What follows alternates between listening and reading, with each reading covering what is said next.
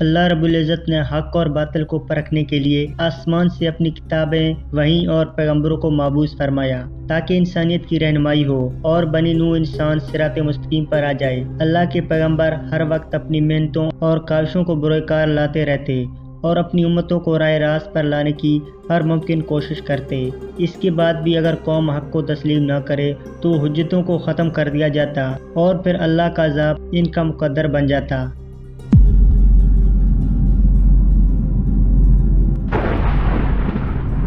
تمام حجت کے بعد حق کو ثابت کرنے کا ایک طریقہ مباہلہ بھی تھا جو اللہ کے نبیوں نے کفار سے کیا تھا، جس میں دو افراد یا دو گروہ بارگاہ الہی میں التجا کرتے تھے کہ جھوٹے پر اللہ کی لعنت ہو، کیونکہ پیغمبروں کی دعا کبھی رد نہیں ہوتی، لہذا مباہلے میں کھڑے دوسرے فریق پر عذاب نازل ہو جاتا اور وہ ہلاک ہو جاتا۔ اس طرح لوگوں پر یہ ظاہر ہو جاتا کہ کون حق پر ہے اور کون باطل راہ پر۔ اس ویڈیو میں ہم اس عظیم مباہلے کا مکمل واقعہ پیش کریں گے جو آخری نبی حضرت محمد مصطفیٰ صلی اللہ علیہ وسلم نے نجران کے عیسائیوں سے کی تھی۔ نجران مکہ مکرمہ کے جنوبی علاقے میں ملک یمن سے 7 منزلہ کے فاصلے پر ایک بڑا شہر تھا۔ یہ شہر عرب میں عیسائی شہر کا مرکز تھا جو 73 گاؤں میں مشتمل تھا۔ جب عرب میں حضرت محمد صلی اللہ علیہ وسلم کی بعثت ہوئی، آپ صلی اللہ علیہ وسلم نے اسلام کی دعوت دینے کا آغاز کیا۔ آپ صلی اللہ علیہ وسلم نے عرب و عجم کے بادشاہوں اور مذہبی رہنماؤں کو خط بھیج کر اسلام کی دعوت دی، لہذا آپ صلی اللہ علیہ وسلم کے حکم سے ایک خط نجران کے عیسائی رہنما پوپ کو بھی لکھا گیا جو آپ کے سفیر نے نجران کے پوپ کے پاس پہنچایا۔ خط کچھ یوں تھا: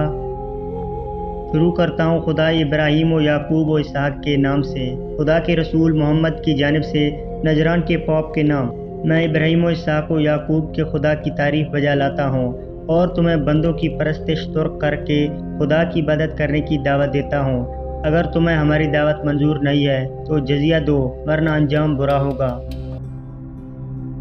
پوپ نے خط پڑھنے کے بعد تمام مذہبی شخصیات کو مشورے کے لیے بلایا۔ ان لوگوں میں شرجیل نہایت ہی عقل مند شخص تھا۔ اس نے سب سے کہا کہ ہم نے اپنے بزرگوں سے سنا ہے اسحاق کی نسل سے نکل کر اسماعیل کی اولاد میں منتقل ہو جائے گی، ممکن ہے کہ محمد اسماعیل کی اولاد سے ہو۔ شرجیل کے مشورے پر نجران کے حاکم ابو حارثہ بن القمہ کی سربراہی میں 60 افراد پر مشتمل ایک گروہ مدینہ روانہ ہوا، جن میں انجیل کے بڑے بڑے علماء اور پوپ تھے۔ وہ عصر کے بعد مدینہ پہنچے اور مسجد نبوی میں داخل ہوئے۔ عیسائیوں کے اس گروہ کا خیر مقدم کیا گیا اور حضور صلی اللہ علیہ وسلم تشریف لائے اور ان کو اسلام کی دعوت دی، لیکن انہوں نے حضرت عیسیٰ علیہ السلام کے متعلق بات کرنے کو کہا، لہذا آپ صلی اللہ علیہ وسلم نے انہیں حضرت عیسیٰ علیہ السلام کے متعلق آیات سنائی جس میں انہیں اللہ کا سچا پیغمبر اور بندہ قرار دیا ہے، لیکن پادری نے ان آیات کا انکار کیا اور اپنا کفری عقیدہ تثلیث کو بیان کیا، جس کے مطابق عیسیٰ علیہ السلام بی بی مریم اور اللہ رب العزت کو ایک روح اور معبود مانتے تھے۔ اس پر بہت زیادہ بحث و تکرار ہوا،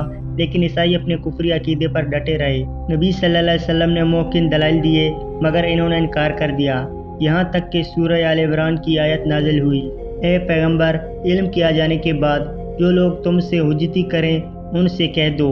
آؤ ہم لوگ اپنے فرزند اور اپنے عورتوں اور اپنے نفسوں کو بلائیں اور پھر خدا کی بارگاہ میں دعا کریں کہ جھوٹوں پر اللہ کی لعنت ہو۔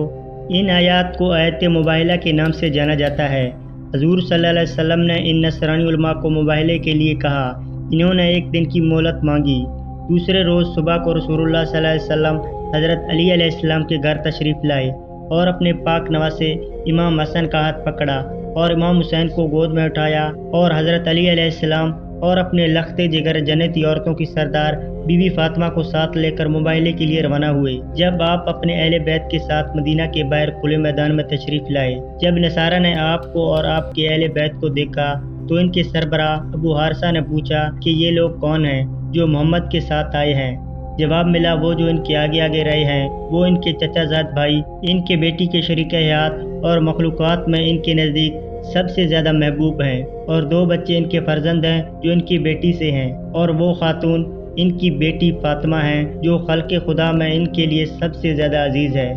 نبی صلی اللہ علیہ وسلم مباہلے کے لیے دوزانوں بیٹھ گئے، جس طرح کہ انبیاء مباہلے کے لیے بیٹھا کرتے تھے۔ ابو حارثہ نے کہا کہ اگر محمد برک نہ ہوتے تو اس طرح مباہلے کی جرت نہ کرتے، اور اگر وہ ہمارے ساتھ مباہلہ کریں تو ہم پر 1 سال گزرنے سے پہلے ایک نصرانی بھی روئے زمین پر باقی نہ رہے گا۔ ایک روایت کے مطابق ابو حارثہ نے کہا تھا کہ میں ایسے چہرے دیکھ رہا ہوں کہ اگر وہ خدا سے التجا کریں کہ پہاڑ کو اپنی جگہ سے اکھاڑ دیں تو بے شک وہ اکھاڑ دیا جائے گا، بس مباہلہ نہ کرو ورنہ ہلاک ہو جاؤ گے، یہاں تک کہ ایک عیسائی بھی روئے زمین پر باقی نہ رہے گا۔ اور اس کے بعد ابو حارثہ نبی صلی اللہ علیہ وسلم کی خدمت میں حاضر ہوا اور کہا کہ اے محمد، ہمارے ساتھ مباہلے سے چشم پوشی کریں اور ہمارے ساتھ مصلیحت کریں، ہم ہر وہ چیز ادا کرنے کے لیے تیار ہیں جو ہم ادا کر سکتے ہیں۔ نبی صلی اللہ علیہ وسلم نے ان کے ساتھ مصلیحت کرتے ہوئے ان سے جزیہ دینے کو کہا اور ہر سال ایک خاص رقم مسلمانوں کو دینے کا معاہدہ کیا۔ اس طرح نبی صلی اللہ علیہ وسلم نے صلح نامہ لکھوایا اور عیسائی واپس نجران پلٹ کر چلے گئے۔ ان کے جانے کے بعد حضور صلی اللہ علیہ وسلم نے فرمایا کہ اس خدا کی قسم جس کی قبضہ قدرت میں میری جان ہے کہ ہلاکت اور تباہی نجران والوں کے قریب پہنچ چکی تھی، اگر وہ میرے ساتھ مباہلہ کرتے تو بے شک وہ سب بندروں اور خنزیروں میں بدل کر مسخ ہو جاتے اور بے شک یہ پوری وادی ان کے لیے آگ کے شعلوں میں بدل جاتی، حتیٰ کہ ان کے درختوں کے اوپر کوئی پرندہ بھی باقی نہ رہتا اور تمام عیسائی 1 سال کے عرصے میں ہلاک ہو جاتے۔ نصرانیوں کے نجران واپس جانے کے کچھ عرصہ بعد ہی ان کا سردار اور عاقب کچھ ہدایت اور عطیات لے کر حضور صلی اللہ علیہ وسلم کی خدمت میں حاضر ہوئے اور وہ مسلمان ہو گئے۔